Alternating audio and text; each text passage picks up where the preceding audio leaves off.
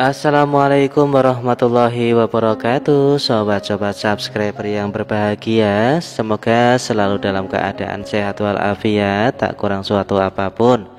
Nah, kali ini admin melanjutkan kisah novel dengan judul Ayah Tiri, memasuki episode kelima. Sebelum saya membacakan kisahnya, untuk yang belum subscribe, silahkan klik tombol subscribe, kemudian ditekan tanda loncengnya supaya tidak ketinggalan apabila nantinya sudah ada update video terbaru. Terima kasih.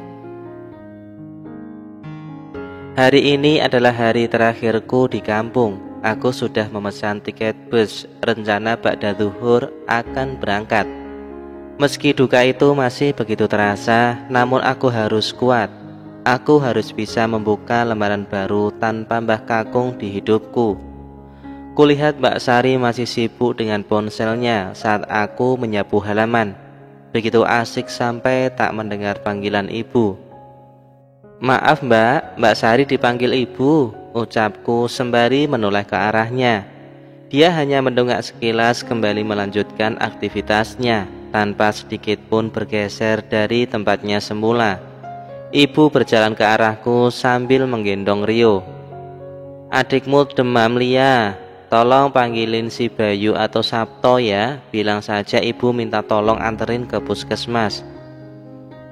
Ku pegang kening Rio dengan punggung tangan. Rio memang demam, lantas saja agak rewel sedari pagi.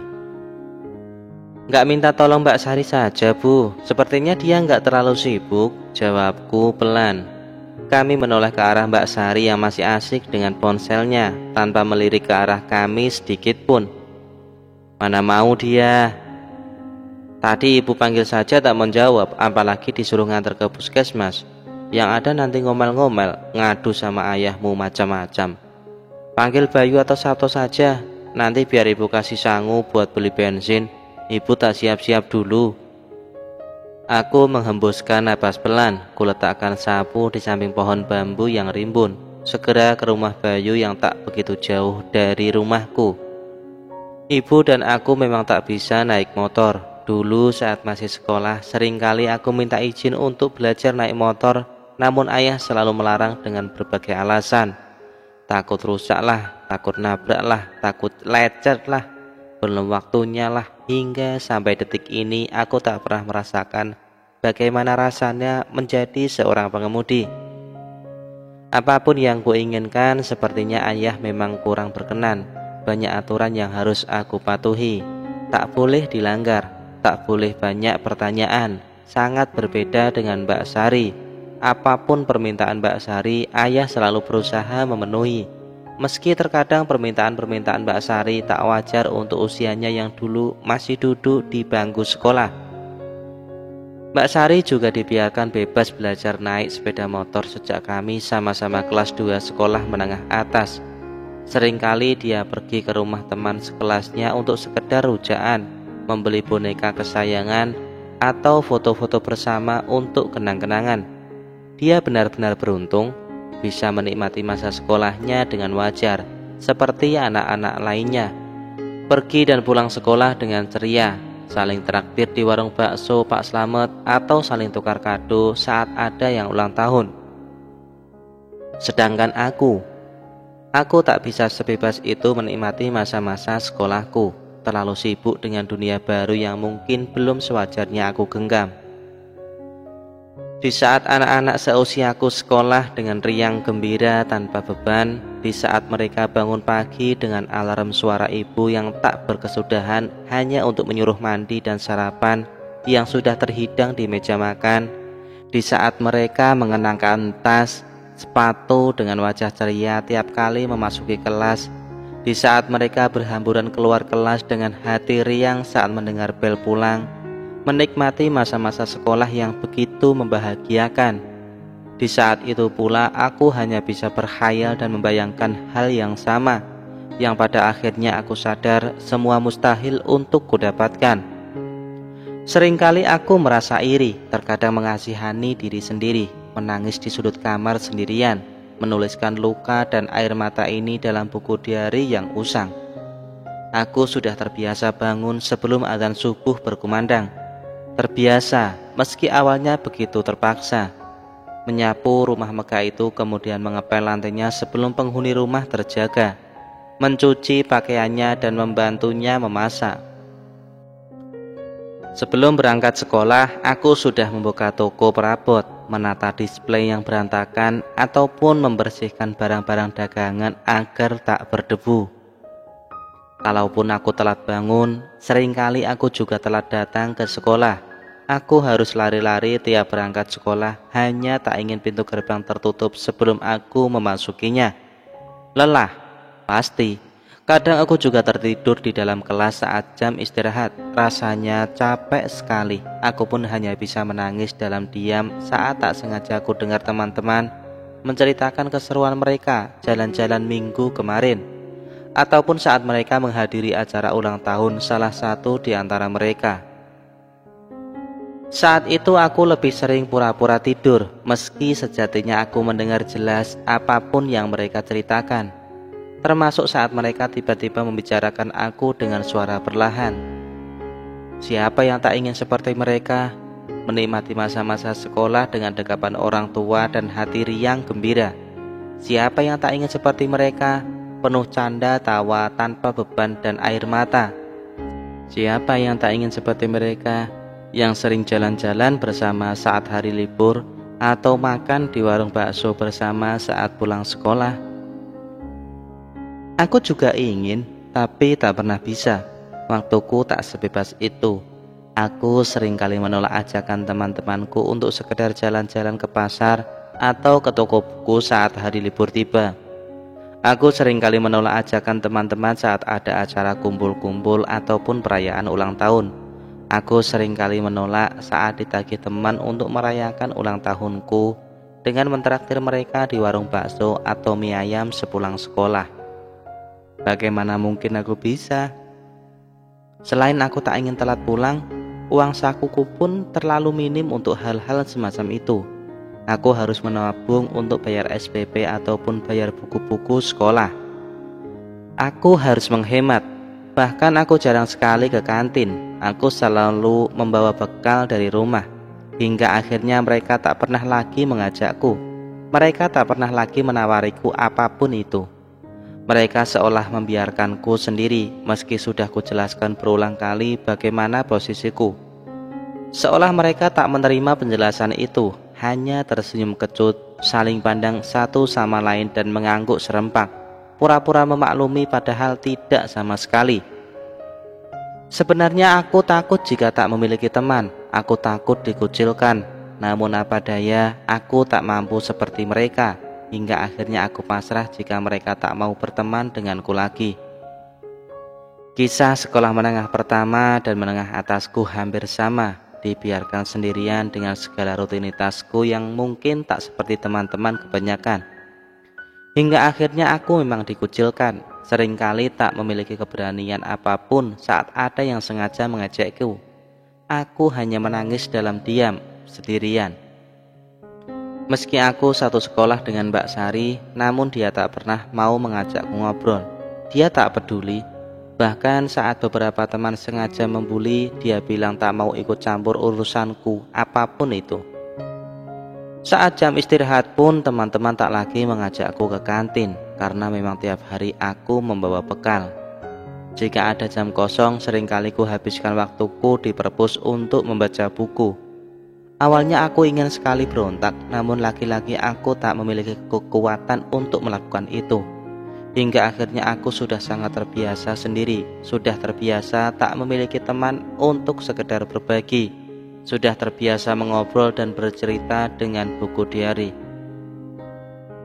Kuseka bulir-bulir kecil yang menetes dari kedua sudut mataku. Sudah 4 tahun lalu sejak aku lulus sekolah menengah atas, namun kenangan pahit itu tak pernah mampu kutanggalkan. Masih begitu melekat di hati, sesak itu, sakit hati itu, luka itu belum juga terobati hingga detik ini. Assalamualaikum Bude Nur, maaf mengganggu. Dek Bayunya ada Bude? Tanyaku sembari tersenyum saat kulihat Bude Nur sibuk menjemur pakaian di samping rumahnya. Nak Lia, ada. Masih nonton TV sepertinya. Bude panggilkan dulu ya. Aku hanya mengangguk kecil saat Bude Nur pamit masuk ke dalam rumah.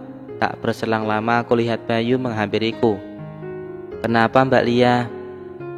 Itu loh Yu, ibu minta tolong Bayu buat anterin ke puskesmas soalnya Rio demam. Jawabku meyakinkan.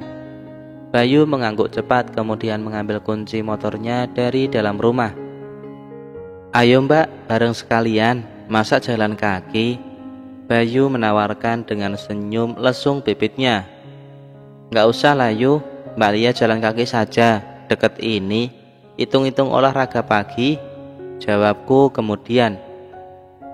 Waduh, takut Mas Adit cemburu ya Mbak? Gurunya lagi. Aku hanya tersenyum kecil menjawab keisengannya.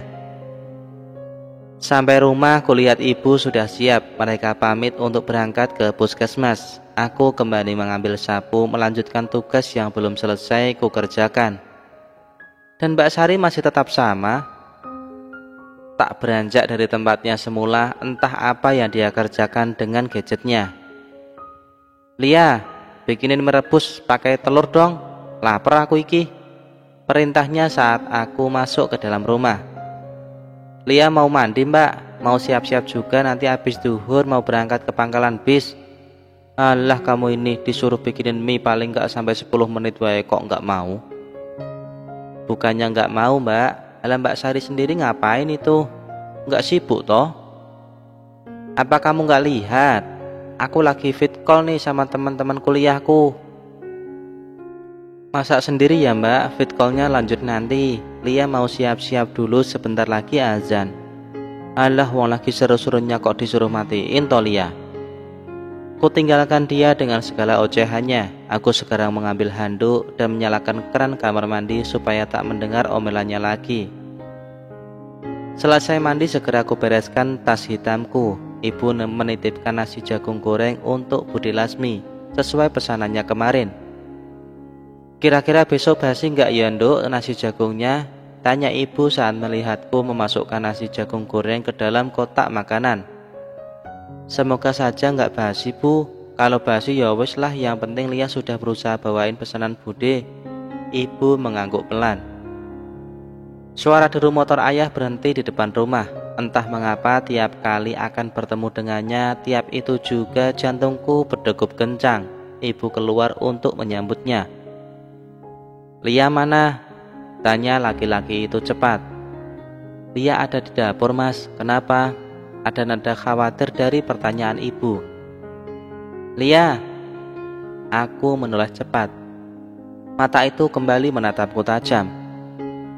Kamu ini kenapa toh bikin masalah saja? Gak kapok-kapoknya. Maksudnya apa toh ya? Alah pura-pura gak tahu wae. Kamu sengaja numpain air putih ke laptopnya Sari? Iya toh? Mataku terbelalak tiba-tiba. Hatiku makin dak-dikduk tak karuan. Maksud ayah? Masih ngelak juga. Sudah gak mau dimintai tolong masakin merebus, malah sengaja numpain air putih di laptop. Maumu itu apa toh Lia? Aku kembali menunduk. Bola mataku kembali berkaca-kaca. Dari dulu kamu ini memang gak suka kalau Sari kuliah toh? Kamu masih gak terima? Iya. Iri kamu Lia. Aku masih menunduk tanpa menjawab sepatah kata pun.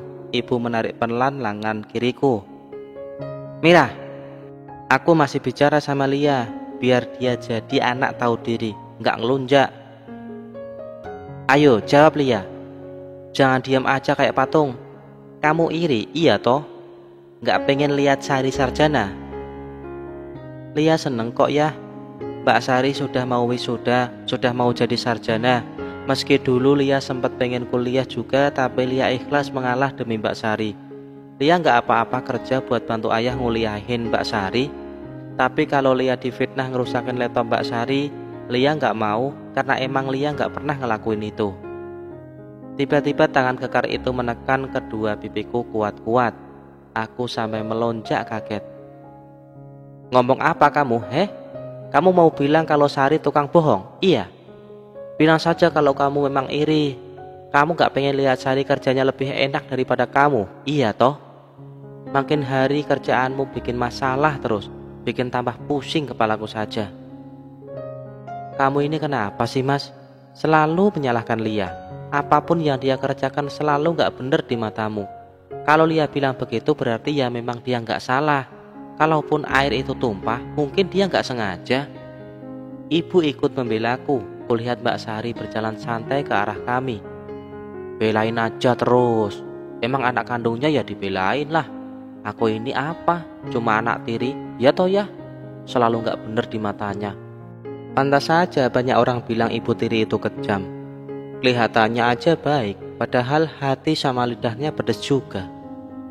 Aku dan ibu saling pandang, sama-sama istighfar pelan. Oh Tuhan, kapan semua ini berakhir? Kalau bukan karena ibu, rasanya aku malas sekali pulang kampung. Nah, demikian tadi kisah di episode kelima. Bagaimana kelanjutan kisahnya? Jangan lupa komen, like, dan subscribe, serta bagikan cerita ini ke teman-teman kalian. Terima kasih sudah menyaksikan. Wassalamualaikum warahmatullahi wabarakatuh.